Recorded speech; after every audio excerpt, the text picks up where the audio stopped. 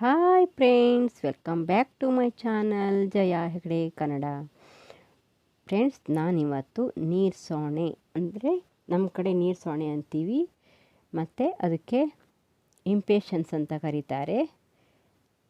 ಈ ಗಿಡವನ್ನು ಯಾವ ರೀತಿ ಬೆಳೆಸಬೇಕು, ನಾನು ಯಾವ ರೀತಿ ಬೆಳೆಸ್ತೀನಿ, ನೀವು ಯಾವ ರೀತಿ ಬೆಳೆಸ್ಬೋದು ಅಂತ ತೋರಿಸ್ತಾ ಇದ್ದೀನಿ. ಹಾಗಾಗಿ ಎಲ್ಲೂ ಸ್ಕಿಪ್ ಮಾಡದೆ ಕೊನೆಯವರೆಗೂ ನೋಡಿ. ಇಷ್ಟ ಆದರೆ ಒಂದು ಲೈಕ್ ಮಾಡಿ, ಶೇರ್ ಮಾಡಿ, ಕಾಮೆಂಟ್ ಮಾಡಿ. ಸಬ್ಸ್ಕ್ರೈಬ್ ಮಾಡ್ಕೊಳ್ಳೋದು ಮಾತ್ರ ಮರಿಬೇಡಿ. ಪ್ಲೀಸ್ ಸಬ್ಸ್ಕ್ರೈಬ್ ಮಾಡ್ಕೊಂಡು ನೋಡಿ. 50% ಜನ ಸಬ್ಸ್ಕ್ರೈಬ್ ಮಾಡದೆ ನೋಡ್ತಾ ಇದ್ದೀರಾ. ಪ್ಲೀಸ್ ಸಬ್ಸ್ಕ್ರೈಬ್ ಮಾಡಿ, ಅದರಿಂದ ನನಗೆ ಹೆಲ್ಪ್ ಆಗುತ್ತೆ.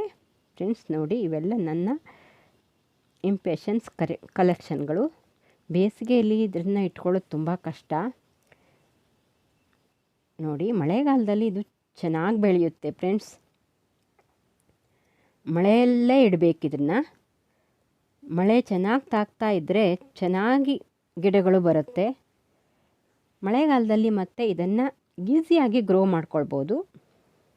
ಹಾಗಾಗಿ ಈ ಟೈಮಲ್ಲಿ ನೀವು ಇಂಪೇಷನ್ಸ್ ಗಿಡಗಳನ್ನು ಕಟಿಂಗಿಂದ ಈಸಿಯಾಗಿ ಗ್ರೋ ಮಾಡ್ಬೋದು. ಹೇಗೆ ಮಾಡ್ಬೋದು ಅಂತ ಮುಂದೆ ತೋರಿಸ್ತೀನಿ ನೋಡಿ. ಮಳೆಯಲ್ಲೇ ಇದ್ದರೆ ಈ ಗಿಡಗಳು ಚೆನ್ನಾಗಿ ಬರುತ್ತೆ ಫ್ರೆಂಡ್ಸ್. ಈಗ ನೋಡಿ ಎಷ್ಟು ಚೆನ್ನಾಗಿ ಆಗಿದೆ. ಬೇಸಿಗೆಯಲ್ಲಿ ನಮ್ಮ ಗಿಡಗಳು ಸ್ವಲ್ಪ ಜೂನ್ ಫಸ್ಟ್ ವಾರದಲ್ಲಿ, ಸೆಕೆಂಡ್ ವಾರದಲ್ಲಿ ಸ್ವಲ್ಪ ಗಿಡಗಳು ಸತ್ತು ಹೋಗಿಬಿಡ್ತು. ಕೆಲವು ಗಿಡಗಳು ಸ್ವಲ್ಪ ಡಬಲ್ ಕಲರ್ ಗಿಡಗಳು, ಅವ್ರನ್ನ ಇಟ್ಕೊಳ್ಳೋದು ತುಂಬ ಕಷ್ಟ.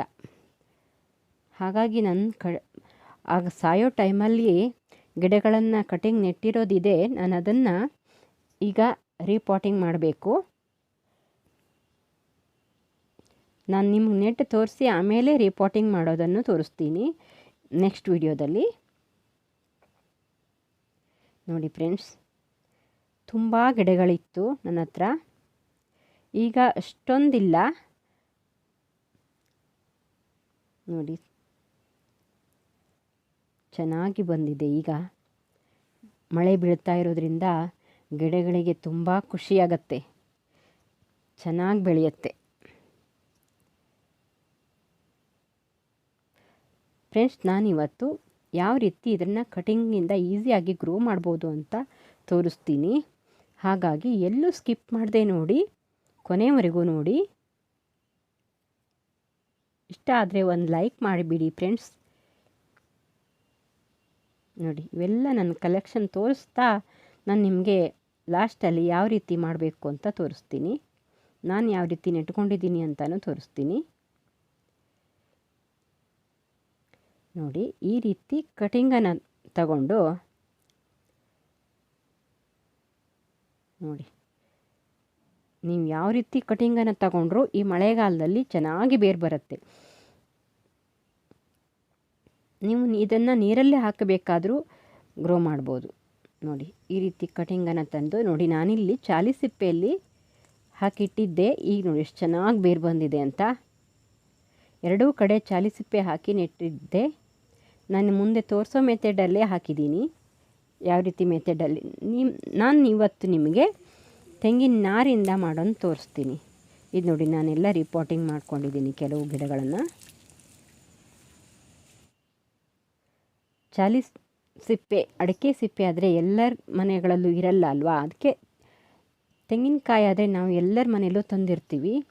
ಹಾಗಾಗಿ ನಾನಿವತ್ತು ತೆಂಗಿನ ನಾರಿಂದ ಯಾವ ರೀತಿ ಈಸಿಯಾಗಿ ಗ್ರೋ ಮಾಡ್ಕೊಳ್ಬೋದು ಅಂತ ತೋರಿಸ್ತೀನಿ ನೋಡಿ. ನಾನಿಲ್ಲಿ ಚಾಲಿಸಿಪ್ಪೆ ಹಾಕಿ ಇಟ್ಟಿದ್ದೆ. ಎಷ್ಟು ಚೆನ್ನಾಗಿ ಬೇರು ಬಂದಿದೆ, ಗಿಡಗಳು ಬಂದಿದೆ. ಈ ರೀತಿ ಮಾಡಿ ಬೇರು ಬರೆಸ್ಕೊಂಡು ಆಮೇಲೆ ನೀವು ಯಾವ ಪಾಟಿಗೆ ಬೇಕೋ ಆ ಪಾಟಿಗೆ ಹಾಕ್ಕೊಳ್ಬೋದು ನೋಡಿ. ನಾನಿಲ್ಲೊಂದು ಪಾಟ್ ತೊಗೊಂಡಿದ್ದೀನಿ. ಅದರ ಕೆಳಗಡೆ ಸ್ವಲ್ಪ ಮಣ್ಣಿದೆ, ಮಣ್ಣು ಹಾಕ್ಕೊಳ್ಬೇಕು ನೋಡಿ. ನೀವು ಯಾವ ರೀತಿ ಪಾಟ್ ಆದರೂ ತಗೊಳ್ಳಿ. ನಾನಿಲ್ಲಿ ಸ್ವಲ್ಪ ಚೌಕಾಕಾರದ ಪಾಟ್ ತೊಗೊಂಡಿದ್ದೀನಿ.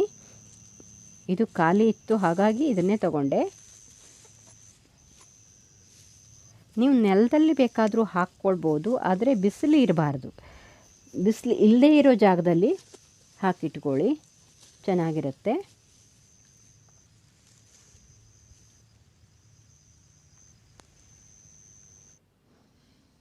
ನೋಡಿ, ನಾನಿಲ್ಲಿ ಈ ತೆಂಗಿನ ನಾರುಗಳನ್ನು ಚೆನ್ನಾಗಿ ಸಸಿದೋದ್ರನ್ನ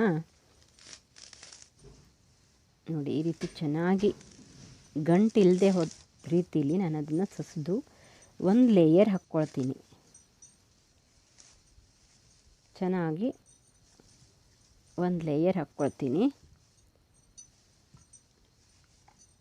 ಈ ಮೆಥಡಲ್ಲಿ ನೀವು ನೆಟ್ಟಾಗ ಗಿಡಗಳು ಒಂದೂ ಸಾಯಲ್ಲ ಫ್ರೆಂಡ್ಸ್, ಚೆನ್ನಾಗಿ ಬೇರುಗಳು ಬರುತ್ತೆ.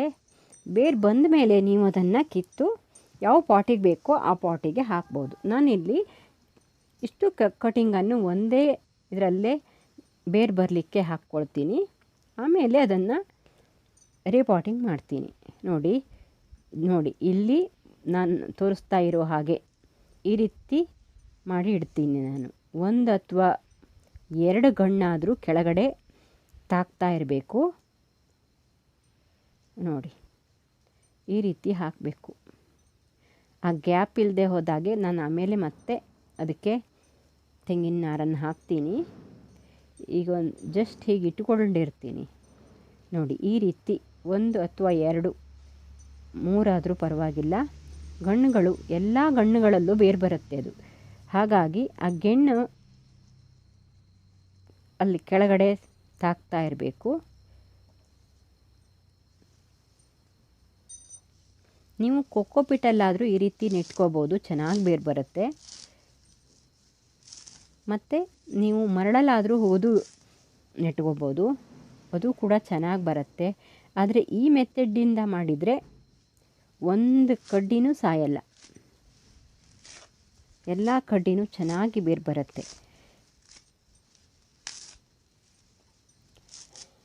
ಫ್ರೆಂಡ್ಸ್, ಈ ಇಂಪೇಷನ್ಸ್ ಗಿಡಗಳನ್ನು ಹೊಸ ಗಿಡಗಳನ್ನು ಮಾಡ್ತಾನೇ ಇರಬೇಕು. ಯಾಕಂದರೆ ಅದು ಗಡ್ಡೆ ಸ್ವಲ್ಪ ಕೊಳೆಯುತ್ತೆ. ನೀವು ಒಂದು ಗಿಡ ಹೂ ಬಿಡ್ತಿದ್ದ ಹಾಗೆ ಅದರಿಂದ ಕಟಿಂಗನ್ನು ತೆಗೆದು ಮತ್ತೆ ಹೊಸ ಗಿಡಗಳನ್ನು ಮಾಡ್ತಾ ಇರಬೇಕು. ಹಾಗಾದರೆ ಮಾತ್ರ ಗಿಡಗಳು ಚೆನ್ನಾಗಿ ಬರುತ್ತೆ, ಯಾವ ಗಿಡನೂ ಸಾಯಲ್ಲ, ನಮ್ಮ ಹತ್ರ ಆ ಕಲರ್ ಉಳಿಯುತ್ತೆ. ಇಲ್ಲ ಅಂದರೆ ಅದು ಹಳೆ ಗಿಡ ಆದಾಗೆ ಅದು ಗಿಡಗಳು ಸಾಯುತ್ತೆ.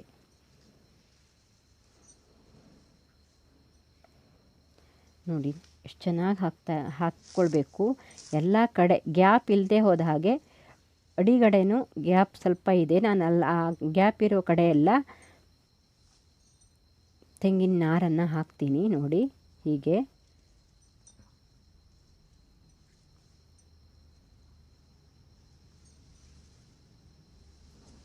ತೆಂಗಿನ ನಾರಿಂದ ಚೆನ್ನಾಗಿ ಬೇರು ಬರುತ್ತೆ ಫ್ರೆಂಡ್ಸ್.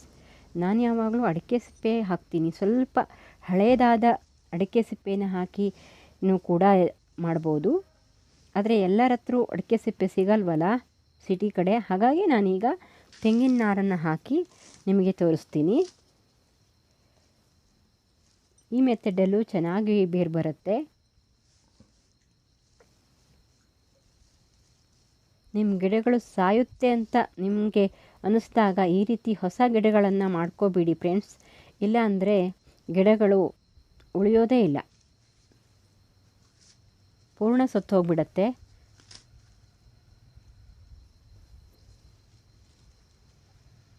ನೋಡಿ, ಈ ರೀತಿ ಎಲ್ಲ ಗ್ಯಾಪಿಗೂ ನಾನು ಮತ್ತೆ ತೆಂಗಿನ ನಾರನ್ನು ಹಾಕ್ತೀನಿ. ಹಾಕಿ ಇದನ್ನು ಮಳೆಯಲ್ಲೇ ಇಟ್ಬಿಡ್ತೀನಿ. ನಿಮ್ಮ ಕಡೆ ಮಳೆ ಬೀಳ್ತಾ ಇಲ್ಲ ಅಂದರೆ ನೀವು ಸ್ವಲ್ಪ ನೆರಳಲ್ಲಿ ಇಡಿ. ಬಿಸಿಲು ಮಾತ್ರ ತಾಗೋಕ್ಕಿಲ್ಲ, ಇದಕ್ಕೆ ಬಿಸಿಲು ತಾಗೋದು ಬೇಡ, ನೆರಳಲ್ಲಿ ಇಡಬೇಕು ಇದನ್ನು. ಈ ಗಿಡಗಳಿಗೆ ನೀರು ಜಾಸ್ತಿನೇ ಬೇಕಾಗತ್ತೆ. ಮಳೆ ಬೀಳ್ತಾ ಇದ್ದರೆ ಮಳೆಯಲ್ಲೇ ಇಡಿ, ಚೆನ್ನಾಗಾಗುತ್ತೆ. ಇದು ಚೆನ್ನಾಗಿ ಬೇರು ಬರುತ್ತೆ ಮಳೆಯಲ್ಲಿಟ್ಟಾಗ. ನೋಡಿ, ಈ ರೀತಿ ಎಲ್ಲ ಗಿಡಗಳು ಚೆನ್ನಾಗಿ ಬೇರು ಬರುತ್ತೆ. ನೋಡಿ, ನಾನಿಲ್ಲಿ ಚಾಲಿ ಸಿಪ್ಪೆಯಲ್ಲಿ ಹಾಕ್ಕೊಂಡಿದ್ದೆ, ಅಡಿಕೆ ಸಿಪ್ಪೆಯಲ್ಲಿ ಎಲ್ಲ ಗಿಡಗಳು ಆಲ್ಮೋಸ್ಟ್ ಬೇರು ಬಂದು ಚೆನ್ನಾಗಿ ಆಗಿವೆ. ನಾನು ಇದನ್ನು ಎಲ್ಲ ರೀಪಾಟಿಂಗ್ ಮಾಡ್ಕೋಬೇಕು. ಈಗ ರೀಪಾಟಿಂಗ್ ಮಾಡೋ ವಿಡಿಯೋ ನಾನು ಹೇಗೆ ಮಾಡ್ತೀನಿ ಅಂತ ಮುಂದಿನ ವಿಡಿಯೋಗಳಲ್ಲಿ ನಾನು ನಿಮಗೆ ತೋರಿಸ್ತೀನಿ. ನೋಡಿ, ಎಷ್ಟು ಚೆನ್ನಾಗಿ ಬೇರು ಬಂದಿದೆ ಅಂತ.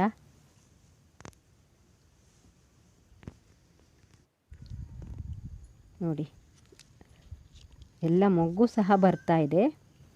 ಫ್ರೆಂಡ್ಸ್, ನೀವು ನನ್ನ ಚಾನಲ್ಗೆ ಹೊಸಬರಾದರೆ ಸಬ್ಸ್ಕ್ರೈಬ್ ಮಾಡದೇ ನೋಡ್ತಾ ಇದ್ದರೆ ಪ್ಲೀಸ್ ಒಂದು ಸಬ್ಸ್ಕ್ರೈಬ್ ಮಾಡಿ, ಲೈಕ್ ಮಾಡಿ, ಶೇರ್ ಮಾಡಿ, ಕಾಮೆಂಟ್ ಮಾಡಿ. ಸಬ್ಸ್ಕ್ರೈಬ್ ಮಾಡ್ಕೊಂಡು ನೋಡಿ ಪ್ಲೀಸ್, ಸಹಾಯ ಆಗುತ್ತೆ. Thank you for watching. ಮುಂದಿನ ವಿಡಿಯೋದಲ್ಲಿ ಸಿಗೋಣ. ಬಾಯ್.